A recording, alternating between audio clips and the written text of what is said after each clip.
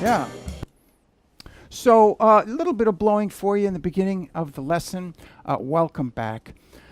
So we're in our third entry in this triadic study, Maniac for Triads. I hope you're becoming a maniac for triads. I am. But the first entry was working on that C minor blues, and I hope you recognized that progression that I just played. That's our C minor also. But in the context of our triadic work was to take down here in the third position, we were just learning each position up and back, right, for each chord, right, triadic material, and then playing it in time to make the changes. It's a fantastic way to start that process. And it's a great job to have to learn your acts inside out, learn to play changes and learn these materials, learn the note names all over your acts. Great place to start. But then in our second entry in the series, what we did was we added an extra demand. Well, we used G major blues actually, and we went up and back to add that level of difficulty. So I hope that you worked on that, because it's a great thing to work on. You're really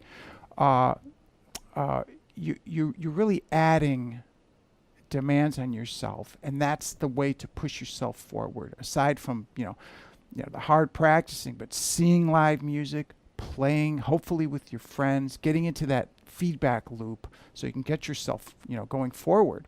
So now I want to move it up to the fifth position, and really very similar demands here on you to take our C minor. We're back with our C minor blues, and it is a 4-chord blues. If you remember the major, of course, you got your 3-chord 1, 4, 5, right? But in minor blues, and I mean, I think of it as the real minor blues. It's the jazz minor blues where you don't play minors on all the chords. You play dominant 6 to 5 on the turnaround.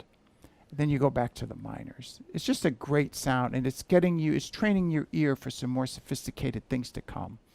So here we are in the fifth position, and I'm going to play the basic iteration of the same exercise we've been doing. Just straight up and back in the position.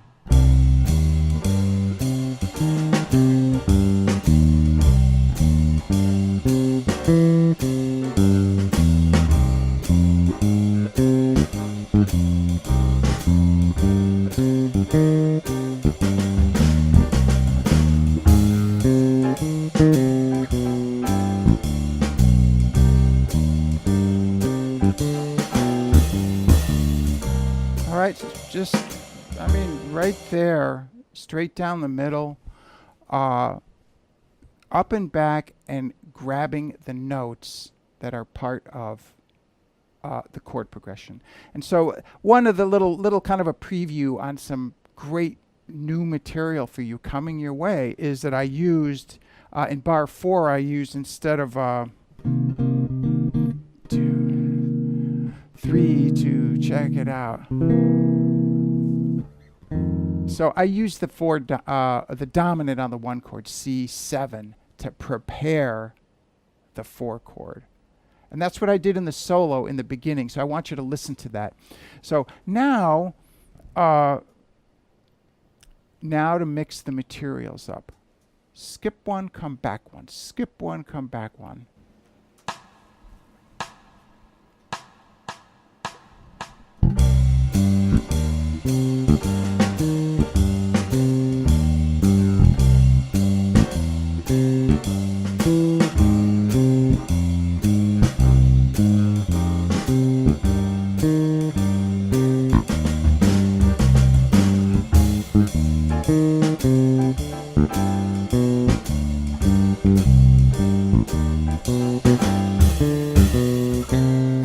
there's always there's always some options at the top of the pattern or the bottom when you're turning it around, how you're going to treat that. So not that important, except that you use the right notes, right? Use that triadic material. So learning each position, learning it up and back, hitting the triadic, the right material in the form, then learning to jumble it up. Let's take another step today and use our improvisational skills. Let's see what you have here. I'm going to demonstrate. I'm staying in the position, but I'm not going to stay strictly with the pattern of the notes that we've been using, either straight up and back or a strict, jumbling up the pattern. Check it out. I'm going to use space. Space is the place.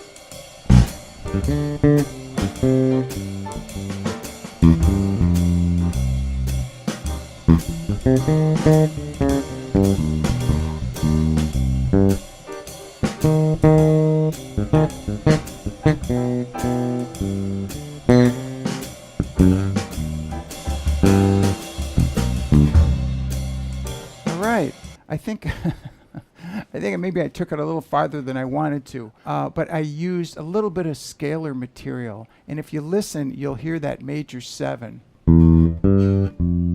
going to 4. I might have even done it going back to 1, but so I hope you appreciate that lesson. I don't want to go too fast through my plans here for you. We've got a lot of material to work on, learning triadic material, and in this case, introducing a little bit of kind of structured soloing.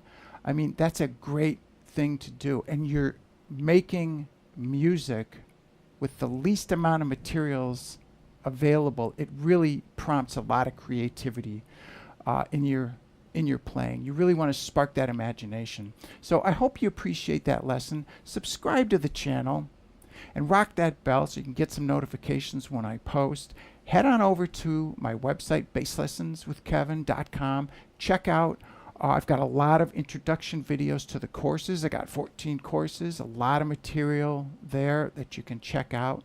So again, I hope you liked the lesson. I'll see you next time.